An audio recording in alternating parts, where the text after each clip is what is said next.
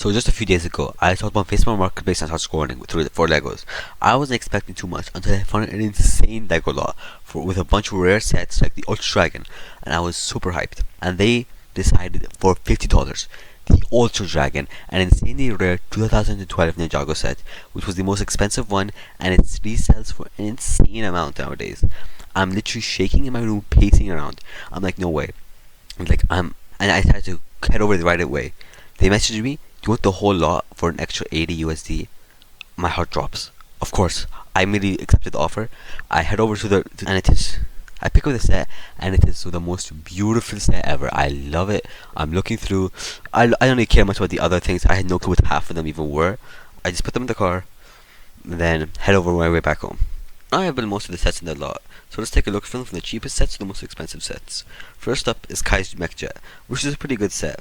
It's missing one fig, which is alright, but this is my first Prime Empire set I've ever gotten, which upsets me because I remember looking through the gamers market in 2021 and thinking, nah, I really regret how dumb I was when I was younger.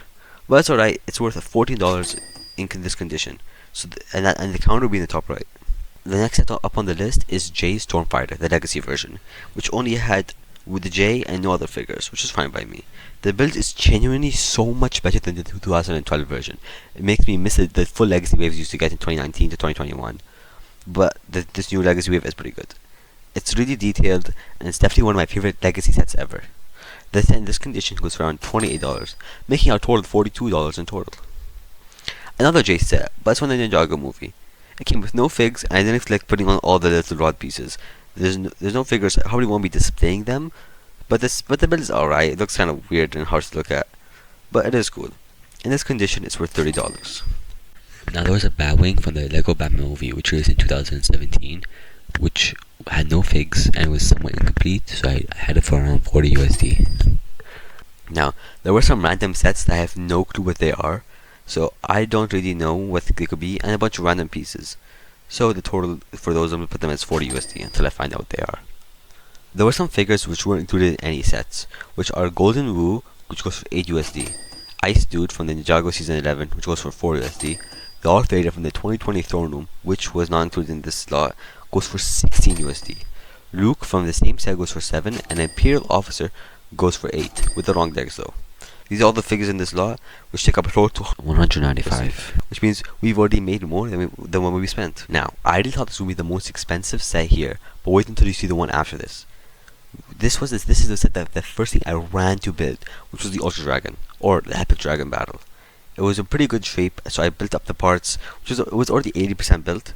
After building it, I found 2 figs, which kind of sucked, but I was fine. It was ZX Lloyd and Garmadon. So I'm pumped, as those were the most figures I wanted in the set. I could get the rest of the figures at a lower price, so I don't see much issue with them.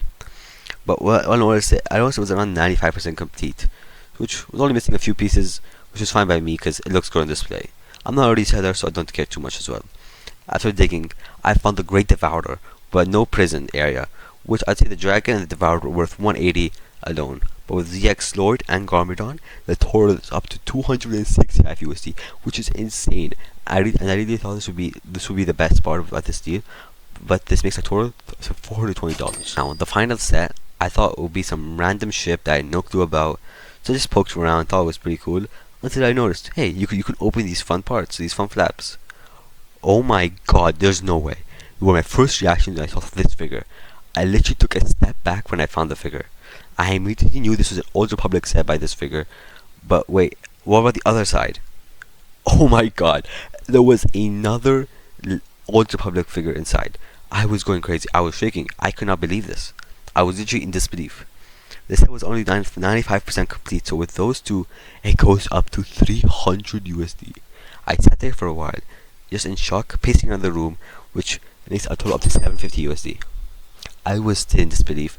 I really thought I was coming here to get 2 sets, but ended up with a score of a lifetime. I really don't believe I'll ever get a bigger deal than this for the rest of my life. Now, am I going to sell them and be greedy?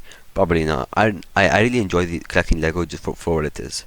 The ones I'd consider selling are the ones that just take up extra space, like the miscellaneous sets. If you enjoyed this video, please subscribe. My dream is to become 1,000 subscribers, so I'd love for you guys to make that possible. I hope you enjoyed the video.